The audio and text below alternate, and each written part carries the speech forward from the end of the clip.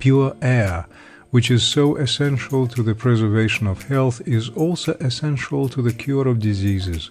If, for instance, a man who is suffering from gout is treated with air heated by steam, he perspires profusely and his joints are eased. This kind of vapor treatment is known as Turkish bath. If a man who is suffering from high fever is stripped naked and made to sleep in the open air, there is an immediate fall in the temperature and he feels a distinct relief. And if, when he feels cold, he is wrapped in a blanket, he perspires at once and the fever ceases. But what we generally do is just the reverse of this. Even if the patient is willing to remain in the open air, we close all the doors and windows of the room in which he lies and cover his whole body, including the head and ears, with blankets, with the result that he is frightened and is rendered still weaker. If the fever is the outcome of too much heat, the sort of air treatment described above is perfectly harmless, and its effect can be instantly felt. Of course, care should be taken that the patient does not begin to shiver in the open air.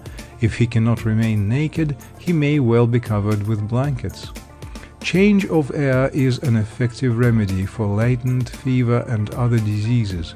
The common practice of taking a change of air is only an application of the principle of air treatment. We often change our residence in the belief that a house constantly infested by disease is the resort of evil spirits.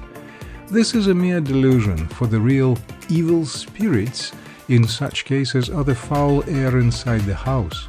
A change of residence ensures a change of air, and with it, the cure of the diseases brought on by it.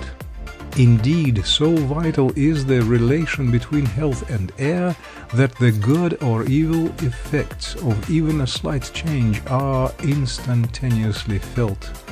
For a change of air, the rich can afford to go to distant places, but even the poor can go from one village to another, or at least from one house to another. Even a change of room in the same house often brings great relief to a sick man. But of course, care should be taken to see that the change of air is really for the better. Thus, for instance, a disease that has been brought on by damp air cannot be cured by a change to a damper locality. It is because sufficient attention is not paid to simple precautions like this that a change of air is often so ineffectual.